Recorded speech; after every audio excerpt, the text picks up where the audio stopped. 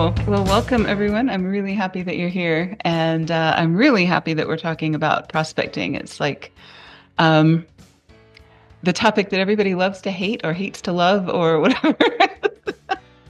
It's Very necessary. but very necessary. Exactly. It is a wonderful thing. And yeah, so I have the Kindle of this one. Um, Sometimes we get the paper book and write all over it.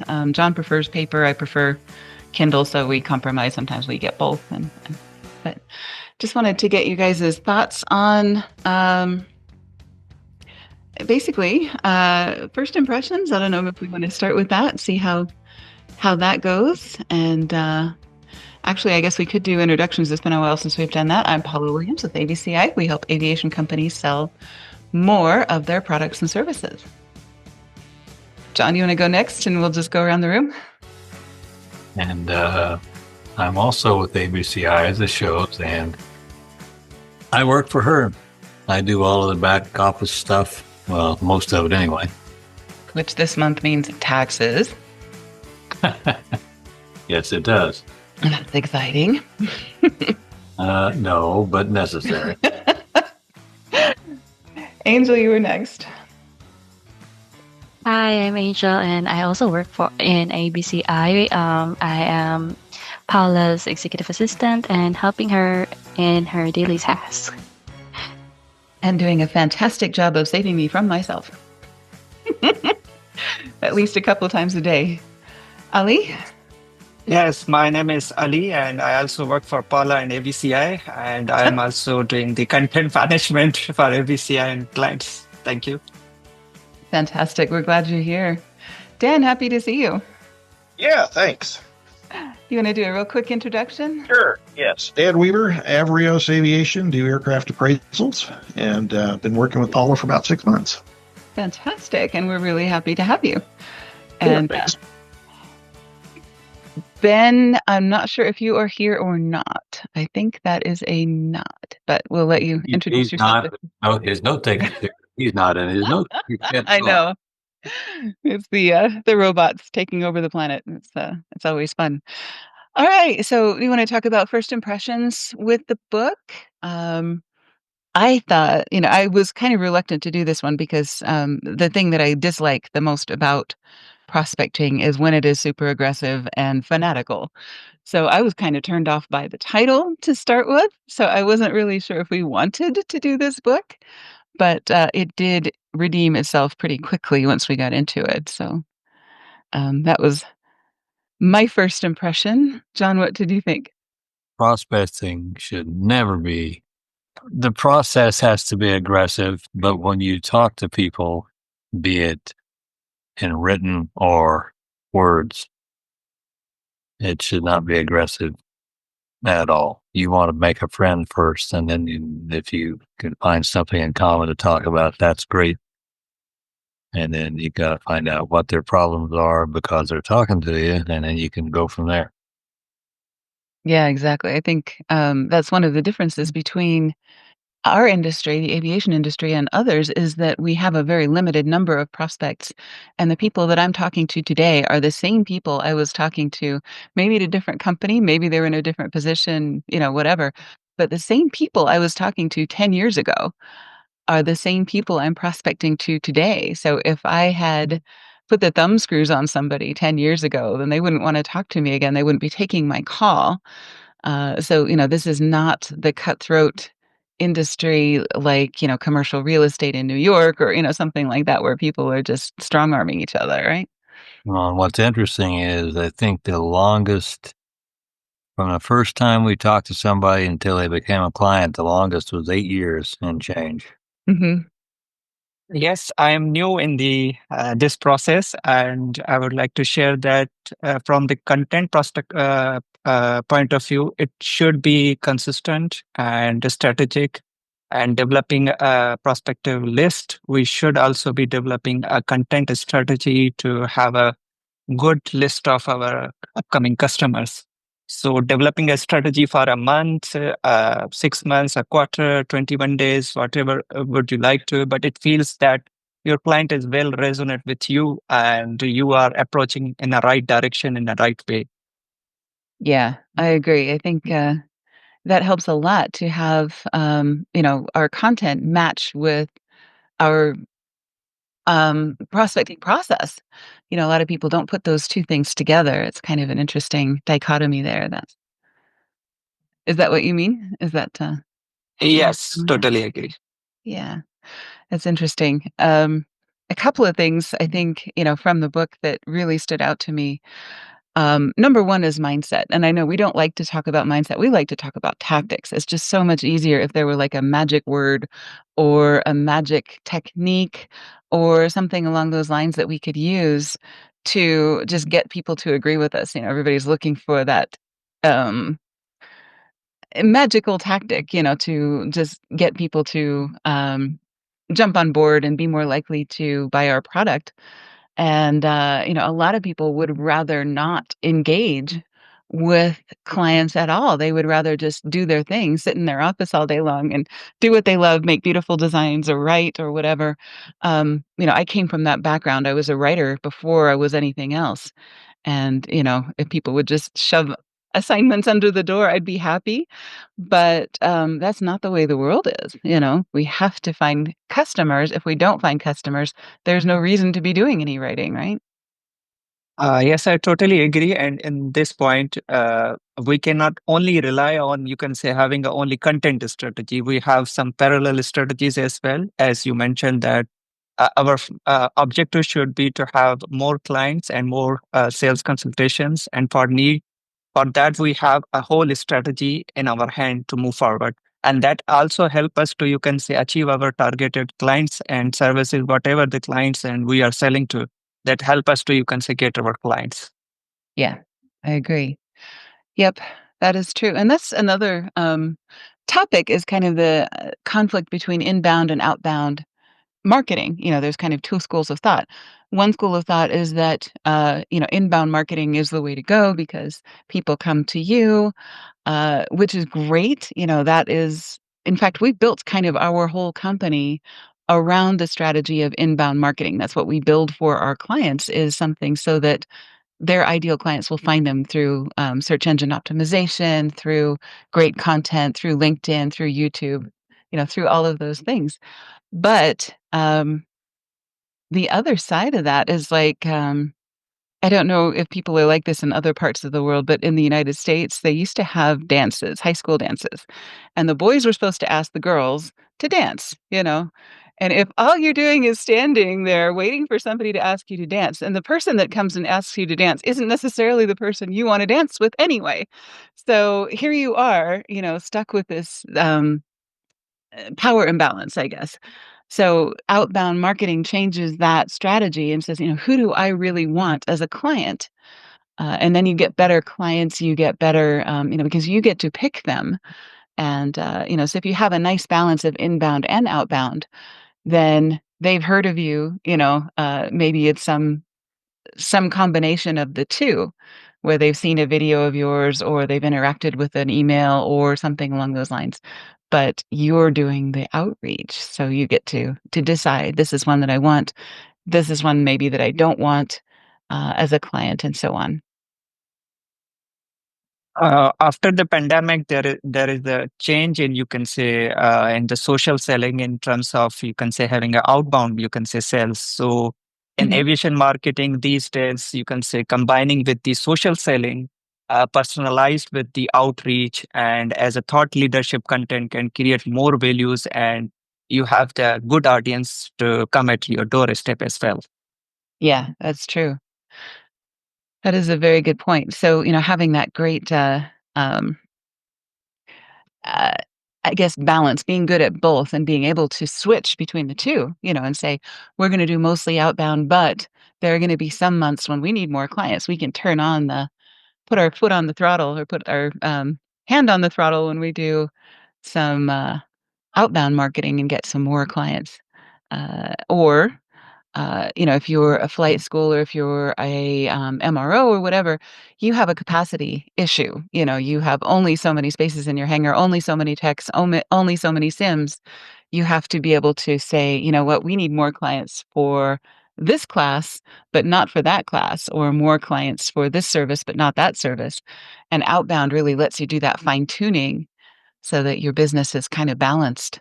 I think I wrote about this, earlier this week, but I think the one thing that Jeb did really well is put his finger on my problem. And that is interruptions. I hate interrupting busy people. I hate, making the phone ring because I hate interruptions myself. When I'm on a roll and I'm doing stuff and I'm getting through my list and I'm, almost ready to leave for the day and everything else and the phone rings or something happens.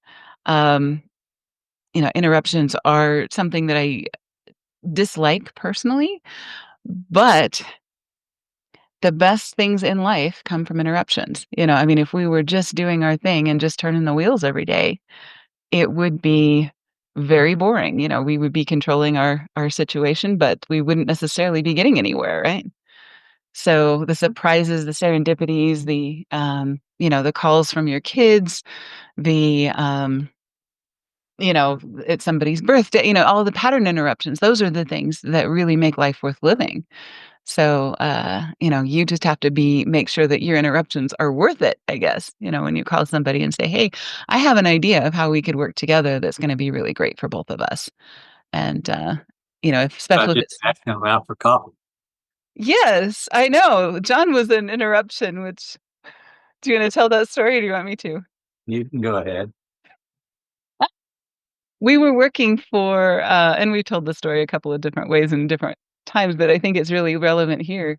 I was working for one contractor, John was working for another at a financial institution. I was doing my job, minding my own business, and, he asked me out for coffee, and I'm like, "That is the last thing I need is to go out for coffee with somebody from a competing consulting firm." People will see it, people because there's only one place to go for coffee, and that's the cafeteria. People will see us sitting together, they're gonna make all kinds of assumptions. Eh No, absolutely not, and, he kept asking for 9 months, he kept asking me out for coffee, and, then I finally said yes when I was finally secure enough in my job, my situation, my life, everything else, and I finally said yes, so, 9 months of maybe not rejection, but at least, I wasn't saying yes, but it was for reasons that you didn't even know about. I mean, you didn't know that my company was at war with your company. I don't think that was a thing that you knew about, so I couldn't tell you that, but And what she didn't know was I had the blessing from my leadership team to hire her if she would, if she wanted. if I happen to get, in trouble, my current company. But I didn't know that, and I didn't know anything other than the fact that at the time I really needed the job, and I really couldn't rock the boat, and you were really the wrong person to be seen with at the time, so because we were both actually actively bidding on projects and things like that at this client, so And actually, it's the reason I was asking her out to coffee because I made a deal with one of the VPs there because since I'm a contractor, we bill by the hour. And I said, look, I will never bill you more than 8 hours a day, but I will be here closer to 12.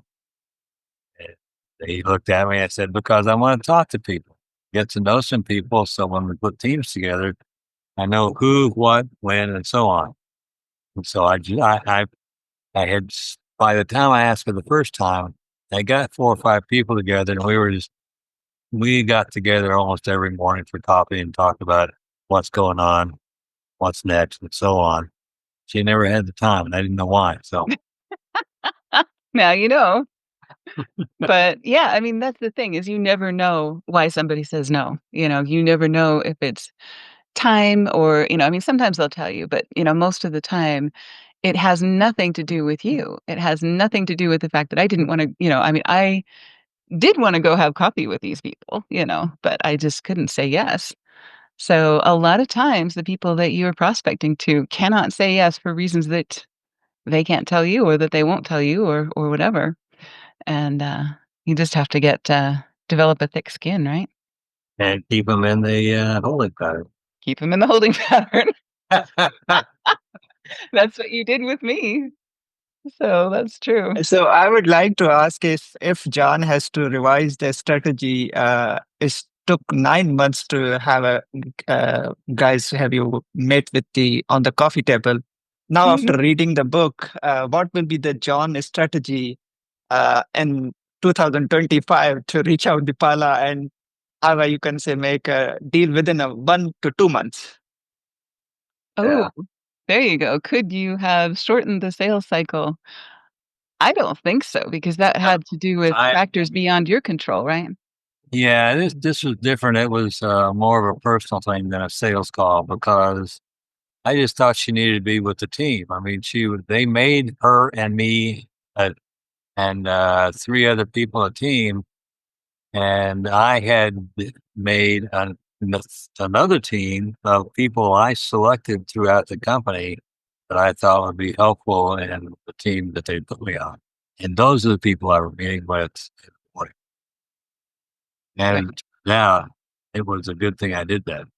Yeah. But I don't think there's anything he could have done to speed that up because, until things changed with my company, I couldn't have, made that and that happens a lot. I think, when I'm talking to somebody, saying you should use ABCI for marketing, it could be that they have some internal politics. It could be that they're looking to hire somebody internally. It could be that they are getting bought by another company and they can't talk about it. It could be a number of things. So, and they will just tell me, now's not a good time, but they're not going to tell me the details. So, a lot of times we end up in that situation, which is totally fine. We just put them in the pipeline. We keep them going. We just keep asking, we keep pinging them every once in a while in a low key sort of a way. One thing, anybody else have anything about interruptions? Anybody ever do a really or have a really good sales call, where somebody interrupted you? I have a real quick story about Mark Leeper, who is with um, now with Vision Aircraft. He actually is one of my sales mentors, and I was hoping he would be on this call, but apparently he's busy doing other things, probably selling. But he called me out of the blue to sell me something. It was a service, and I ended up buying it. It was a thing called send out cards at the time. It was a long time ago, but um, basically, it's a business to business situation where you can send um, mailed cards from your computer. You basically put them together, they print them and mail them, and all of that. And it was a really good system for some of the things that we did. They're not as popular as not, or technology's moved on from that, but that was what he got me into. And it was one of those things. It was kind of a multi-level sales situation where, he's just like, you could sell this to your clients and this is how you do it. And then he told me basically how to sell to other people. And I had never done that before. All of our sales had been inbound up to that point. That was when I started doing outbound sales. And it really changed ABCI. It really changed our company. That's when we started to scale, when we started to add people to the company, when we started to do those kinds of things, because inbound sales is enough to support maybe a lifestyle business. So it made money for John and I. I mean, it was a small thing, and we had a couple of customers, and it was great, but it wasn't um, the size or the stability or anything else that we wanted. We couldn't take a day of vacation or anything, because it was just us running it. So that really took us to the next level. From inbound marketing kept us at one size, outbound marketing took us to the next level, and I think that's really what, its role is. If you need to scale, it is the fastest and least expensive way to do that is by just adding the outbound marketing to your mix, right?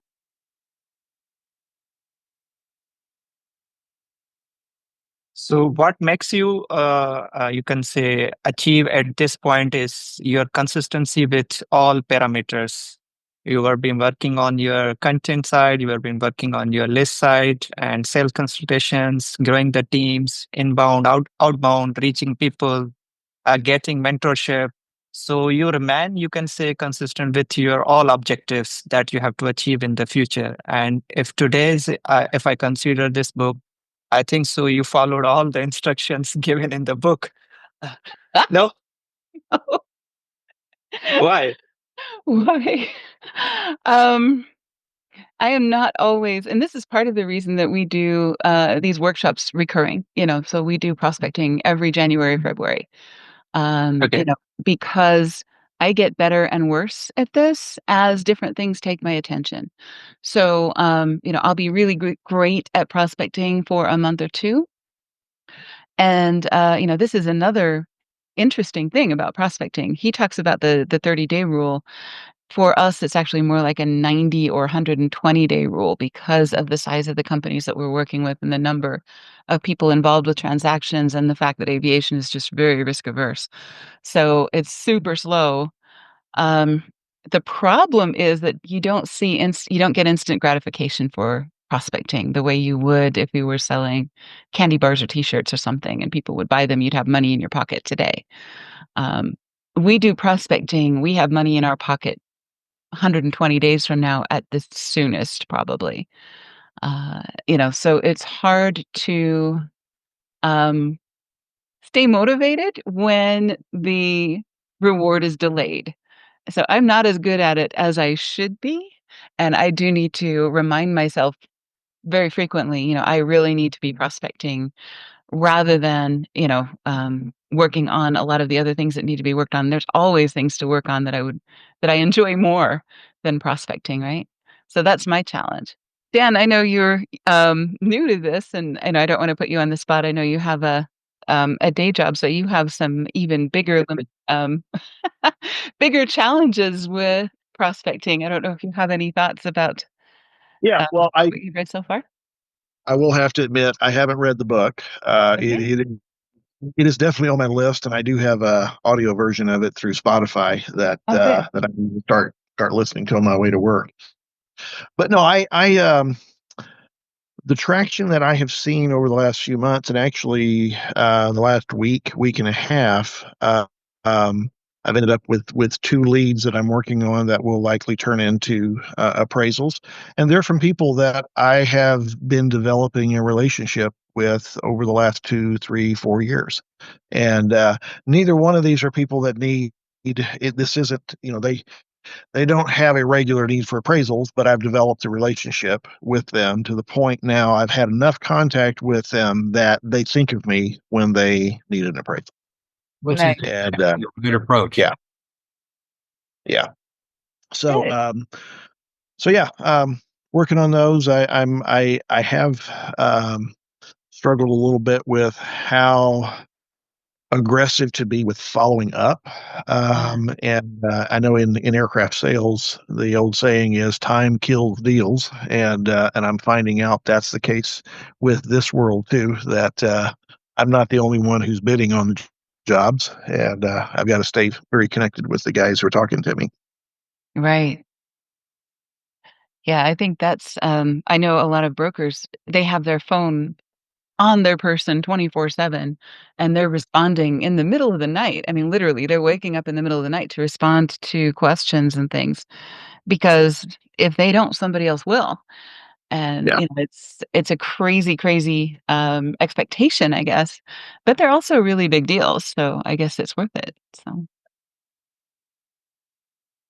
Marketing isn't quite so aggressive, I guess, people don't make a decision today, tomorrow, or the next day about their marketing, they do that over a little bit more time, so we're not answering questions in the middle of the night, we're just kind of getting them as they happen, but still, responding quickly when somebody has an inquiry, or especially if it's somebody that needs something right away.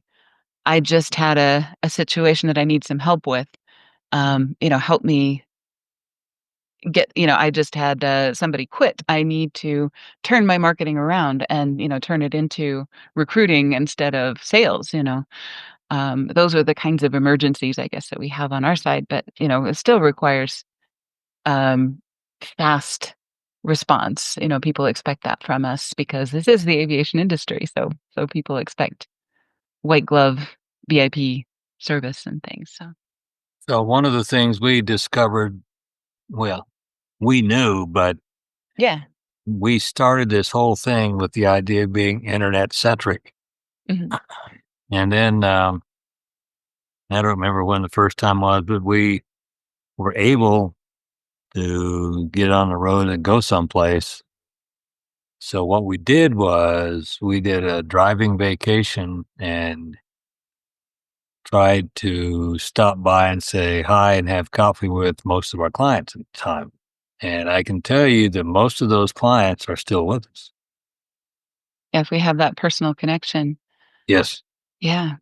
We also did some prospecting on that trip and did pretty well, when we meet people in person. So that is nice when you can do that. And that's Can't always do that. yeah. I mean, we were just going to say, we said, the hell with it. We're going to take a vacation. And we took all kinds of computer stuff with us so we could do what needed. And then, And then that makes your vacation tax deductible too. There you go. Exactly. We just put pins on the map where all of our clients were and said, what can we do for a vacation or a road trip, that kind of meets as many of these as we can. And did that. That was actually really cool. We'll have to do that again sometime. But actually, that's true. We've done that about every 2 or 3 years just because. And I think it's a good thing. yeah. Can't do that, but whenever face to face is possible, that's nice. Mhm.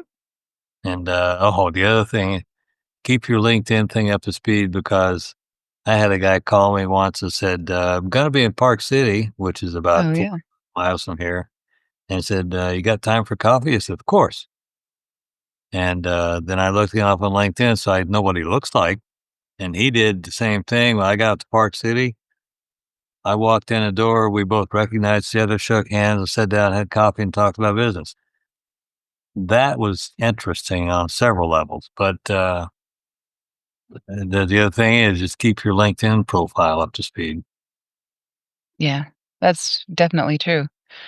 Anybody have any thoughts about what's different in prospecting for the aviation industry versus what you read in the book or what you've seen other people do in I'd like to extend your vehicle's warranty or, other industries where they do really aggressive prospecting.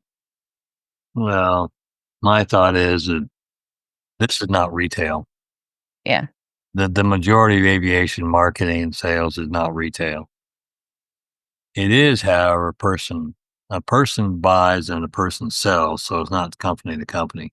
But I think that makes it easier for me. It's 1,000 times easier for me to do prospecting in the aviation industry because I know it's not personal. I mean, I know that they are not saying no to me. They're saying no to the situation, or whatever, and so on. So I just have to keep it at that level and go, okay, this isn't a good fit right now, but that doesn't mean that we're not friends. And that doesn't mean that I'm not going to talk to you 3 years from now and that things aren't going to be different and, that kind of thing. Or So, 8 years. or 8 years from now. Exactly. And like I said, I'm doing prospecting to the same people. If I'm looking at my pipeline today, it is the same pipeline that I had 10 years ago, except that maybe the person who is the executive assistant 10 years ago is now the CEO. Whoa, that's weird. How did So I'm sorry, said how did that happen? I have no idea. It was a reaction on Zoom. That was fun. But yeah, I mean, the person that I'm talking to now was, somebody that I have dealt with before and I have a relationship with, and they know who I am, and we've had conversations, and I know their kids' names, and I know something about them, even if they're in a completely different company, a completely different situation. There's only so many people that deal with private aviation, especially in the United States. So it is growing, so there are a few new people, but a lot of them are the same folks that we've been talking to forever. Yes. And, Some that are the same companies, some have moved around, but to the same people. right. And that's a huge advantage, I think. So, Ali, as you're building your network, you're going to find that you run into a lot of the same people over and over again, maybe at different companies or maybe in different positions. But, as you spend some time, you're going to find that those relationships are far more valuable than the transactions or the companies because, Exactly. Okay, yeah. so I have a question on this. Okay. Since the book is also talking about overcoming the fear and rejection in the Mm, prospecting. So, yeah. in aviation marketing, what mindset shifts help overcome fear in outreach, networking, and in content marketing? Just like if I simplify my question, that what are your personal strategies for dealing with the rejection in sales prospecting? Right. Well, one of them is exactly what I said. I'm in the aviation industry, most decisions are not personal. And in a lot of cases, the no's are out of their control and out of my control. So just like John asking me out for coffee, I am not saying no to John. I am saying no because I don't want to get fired. I mean, I'm saying, and he had no way of knowing that, and he had no control over that situation, and neither did I. So it wasn't a personal rejection, and he saw through that. A lot of guys, I think, and I'm mischaracterizing this, a lot of people uh, take a no personally and they say, oh, she doesn't like me. You know, uh, that wasn't it at all. It's just that the circumstances at the moment are uh, not good for me to be sitting in the cafeteria with you and being seen by my boss to be fraternizing with the enemy. Just Well, and the other thing is, from my yeah. perspective, I didn't care if she liked me or not. That wasn't the point. Mhm. I mean, she was a member of the team, and I was trying to get her into a different team, so she Mhm. go ahead and then ultimately she did. Mhm. Uh, did some things that progressed, made her career go recent. Yeah. And, so no's are temporary. And I guess that's, just what we have to think about it. No's are circumstantial. They're not permanent and they are not personal. And that's a hard shift, to make, especially since we're all kind of raised to want other people to like us and to get along with the other kids and, to be, we want to be popular. We want to be liked. We want all of those things. And you can be popular and you can be liked and people can still say no to you. You can have a great time with a prospect and have a great consultation and give them some good information. They feel educated and enlightened and everything else, and they still say no. And it's not because of you; it's because of the circumstance. So you just have to chalk that up as a win. I guess when in our prospecting workshop we said there are three good outcomes to any interaction with a client. Yes, no, or not yet. Any of those is good as long as you part as friends, right? In fact, Mike, Yes, I am. Sorry, go ahead. I was going to say that back when I was a youngster, I was talking to my grandfather, and he said no to something. I said, "Why do you always say no?" He looked at me and he said, "Because you can always change a no to a yes, but you can never change a yes to a no." So I said, "Oh, I was personally asking this because I was also doing this through LinkedIn, but some of my clients is not responding after having the invite and the connection built up. Some of them very quick, and I'm afraid to you say can say that to move forward the conversation. What will be the next? Either I will be the rejected, either I will getting a response or not, and how should I move on the conversation to see that is this a potential prospect for me in the future or upcoming month or so on. So this is I'm relating the question what I asked from you that I always have a fear of rejection that these guys will say, okay, we don't like you, move on, we don't need your service, move on. Right. Well, and I guess, one of the tactics that I use basically is I will connect on any particular platform twice. And if I don't get an answer, and I try to alternate. So I'll do maybe LinkedIn once. If I don't get an answer there, then I'll try an email. If I don't get an answer there, I'll try LinkedIn again. If I don't get an answer there, I'll try email again. After I've done twice in any particular format, I'm going to just knock them off the list and say, okay, they're a not yet. Right. So, they go in the pipeline, but they're not responding right now. So that means, this is not an urgent thing for them to contact me back. So marketing is not high on their priority list right now. And I'm saying marketing is not a priority right now. Not, I don't like Paula or I don't like Ali. It's that's not the decision. The decision is this isn't something I can spend time on right now. So you don't take it as a he doesn't want to connect with me. It's hard. I mean, it really is hard. But I guess time makes you crusty, and that's a good thing in this instance. So if you can kind of shift your mind to that and to say, they're not responding to me, they're just not responding about this topic, and eventually they'll get around to it. And I guess the most common thing that happens is people will be listening to us. We call them lurkers, people who um, maybe follow us or open our emails every once in a while and things like that. And then they don't respond or they don't engage with us directly because they don't want to open a topic that they're not ready to have that conversation yet. But they are learning and they are developing trust in us and that kind of thing. And it might take them 6 months, 8 months, a year, 5 years, 10 years before the opportunity meets that education level, I guess. So, what we need to do is just have a pipeline that supports them through that long cycle. Uh, we've done podcasts where we talk about how aviation is the longest sales cycle on the planet, other than commercial real estate. Um, we are not fast, and that's the good and the bad of it. Is that once people make a decision, they tend to stay with us, but also they tend to take forever, and, the best clients we've ever gotten are ones that have taken forever to get. So the longer they take to make a decision, the longer they're typically gonna stay with us because they've considered very carefully all of their options for a really long time, and, they've made a really good decision. So, I just look at it that way. They're just taking their time.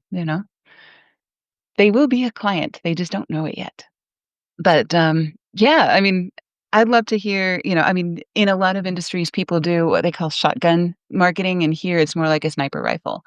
So, if you've had any experience in other industries where, I guess another analogy would be those, if you've seen the fishing boats that tow the nets and they just drag in everything, and they get 47 different kinds of fish and a bunch of old boots and God knows what all, and then they pull all that stuff into the boat and then they sort it out.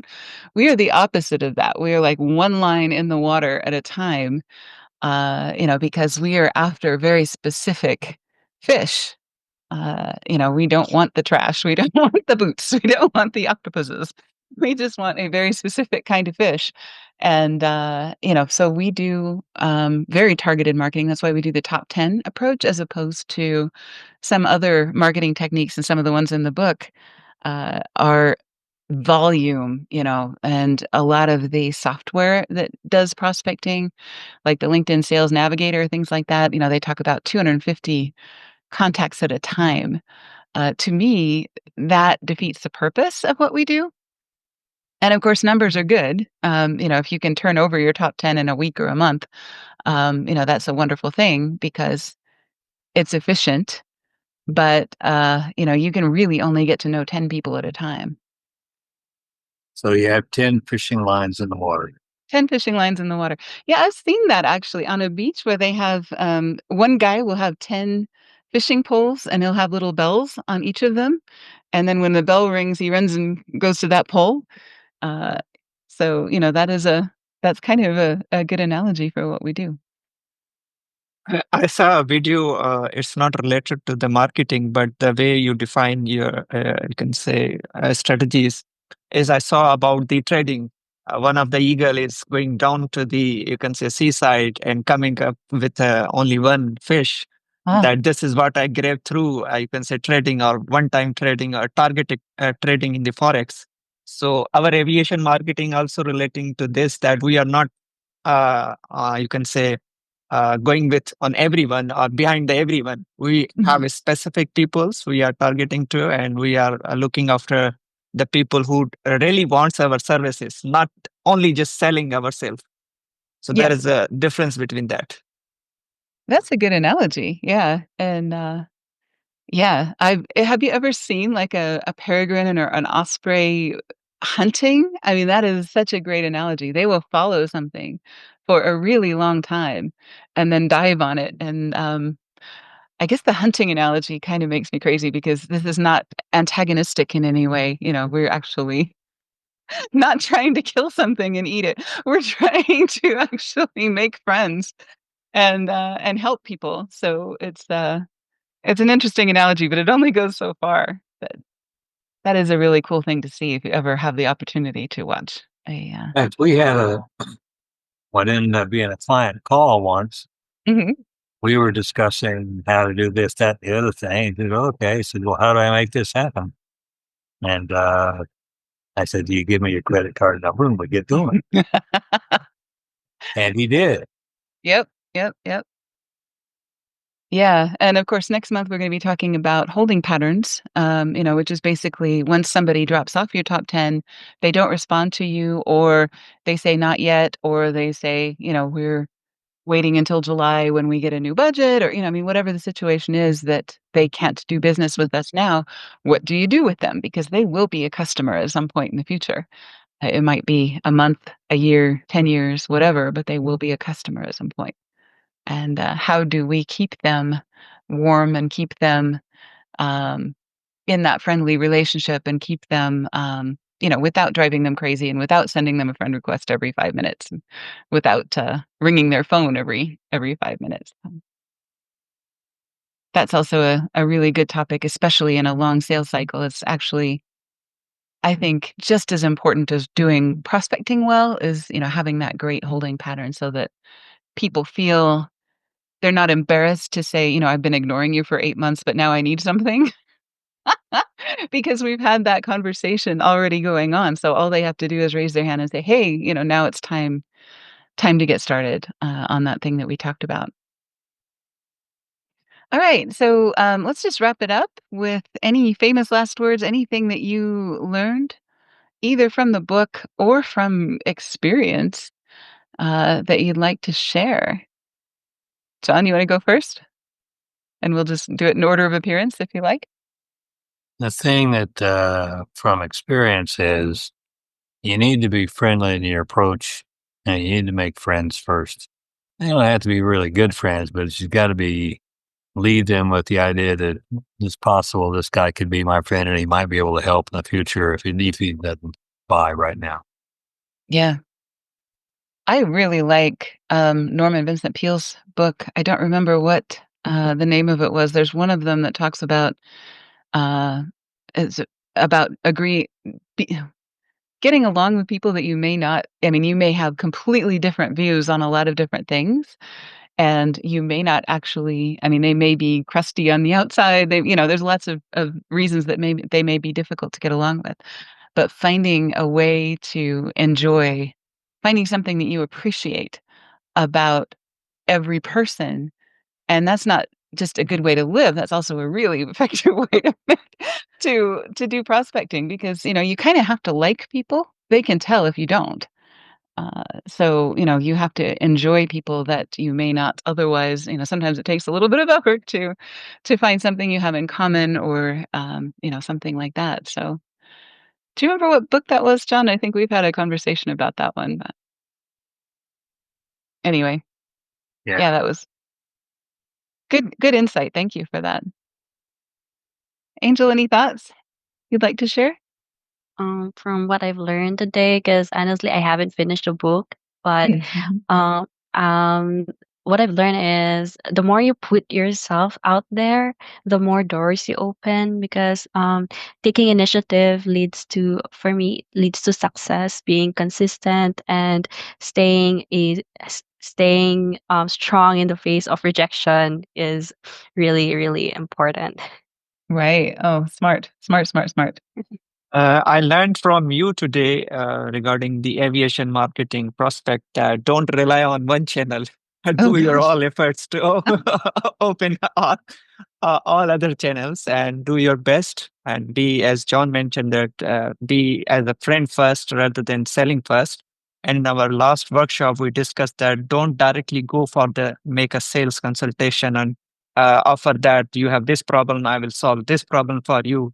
Have a conversation, friendly conversation, highlight everything, build a connection, and move on. And if one channel is not responding, don't rely on that. If your email marketing is not working well, go on LinkedIn.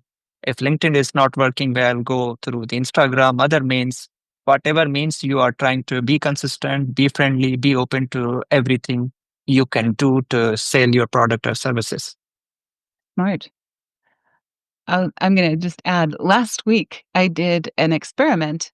And I really am not a fan of telephone marketing, but a lot of people do really, really well with it. So I did an experiment and I tried 10 calls, to people in my pipeline, and I got 10 voicemails or broken voicemails, meaning like this mailbox has not been set up yet, or this email is full, or whatever. So I think the phone is kind of not as much of a channel as it used to be. As people are relying on Instagram or WhatsApp or LinkedIn or email, one way or another. And a lot of people are only on LinkedIn maybe once a month or something. So, you leave them a message on LinkedIn and they're not going to respond forever, but if you send them an email, they'll respond pretty much right away. So that's nice. Yeah, no, this has been good for me.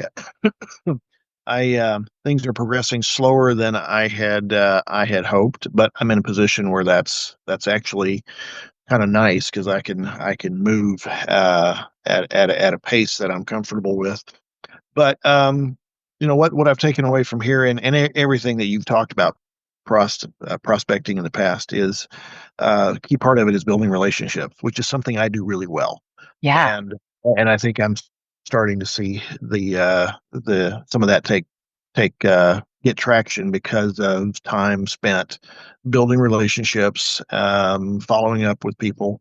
And a guy told me a while ago, we were talking about, I'm not sure if this term is still used frequently, but network marketing, which is really what we're talking about. He said one of his sales mentors told him a long time ago that if you're relying on personal contacts with people to get business, it takes on average 7 contacts hmm with that one person for your name, your company, your product to stick in their mind to the point that they will call you when they need it. So hmm it's long term, lots of contacts, and that's these people that called me this past week and a half. Well, one of them was he was a longtime friend of Jeremy Cox. So Oh wow, yeah.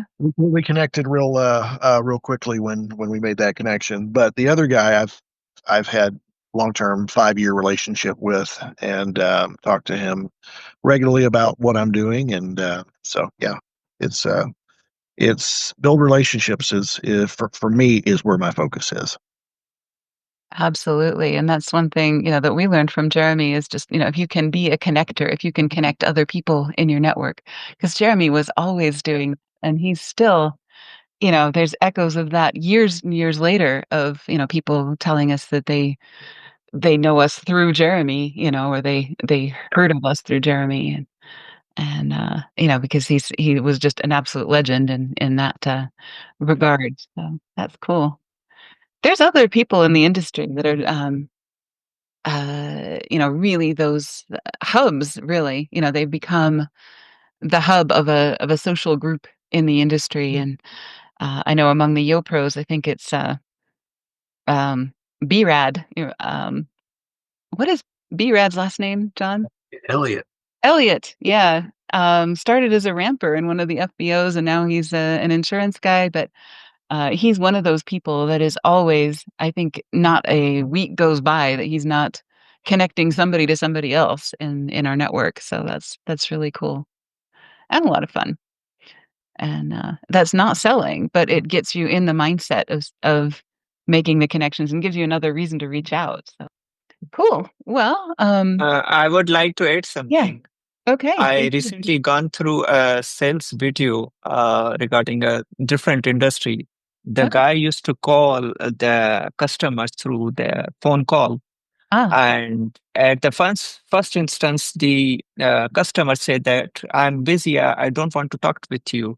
So the second question he asked that what is the suitable time to talk to you?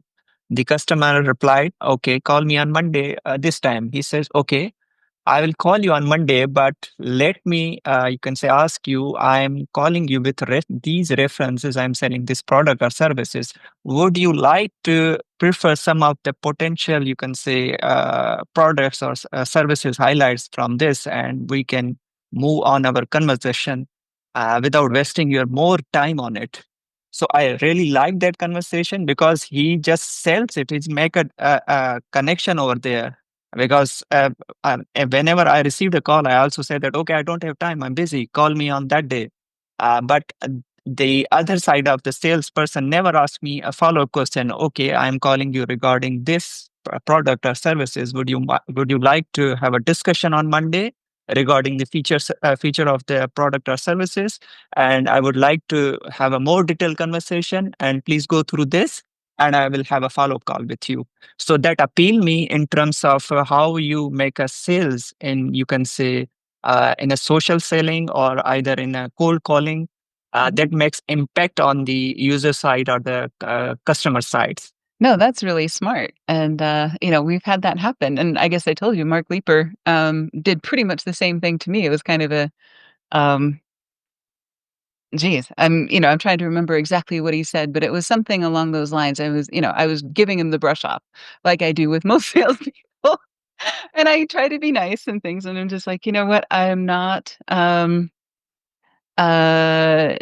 I I'm not able to talk with you right now because I have something coming up or whatever." And he turned it around and said, "I have something that's going to change your business, and, I'm only gonna take about 2 minutes. And I can do it now, or we can have this conversation later, but I promise you 2 minutes from now, you'll know something that you didn't know, and you can apply it or not, but, most of the people that I talk to find that it's amazing." And it was something like that. I don't remember the precise words that he used, but it worked. And nothing works on me, I've been doing this a long time, and I've hung up on a lot of salespeople, but, he's one that I did not hang up on, and then he ended up being a client, so and kind of a sales mentor as well because he did it so, so well. Thing. I guess, other resources that we could mention, Sandler Sales, I think is amazing. Very, very good for business to business sales. Bill Caskey is a podcaster that has the Advanced Selling Podcast. Also amazing, highly recommended. Dale Carnegie does courses in public speaking and sales and a bunch of other things. I think those work really well in the aviation industry. One thing that I think does not work really well is Zig Ziglar. He's great for the era that he was in, and a lot of people still use a lot of his trainings and things like that, but I feel that that's probably, not the right style or the right techniques for us. So, Uh what do you think about postcards for this country? Oh, postcards.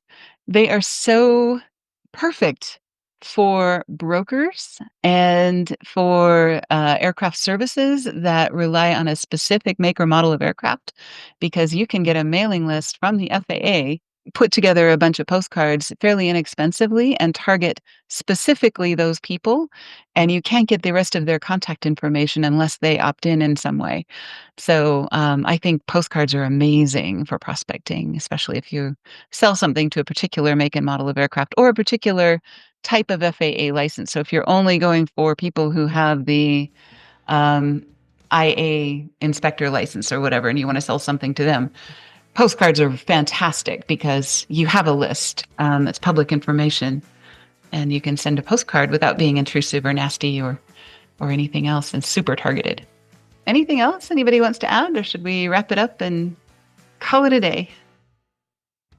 It's a day. It's a day. Thanks, you guys. I really appreciate you showing up this early in the morning, at least it's early in the morning for me, and sharing your thoughts about the book. I really appreciate that you have the intention to do something that is not really all that pleasant, but you understand the importance of it and you're willing to show up and willing to do it. So that's amazing.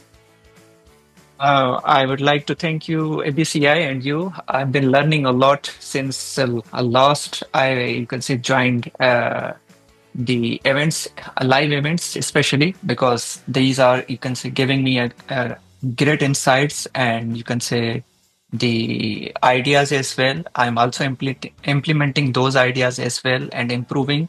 And I'm sure I will be sharing great news that we have some sales consultation. Right. No, I'm really enjoying watching what you're doing, and I can see that it's working for you. So that's really exciting to see for all of us, because of course, I have a vested interest in seeing you getting those sales calls and things. So that's really exciting. Thank you so much, everyone. Have a great day ahead. Thanks, guys. Talk to you soon. All right. Yep. You guys next. Ciao.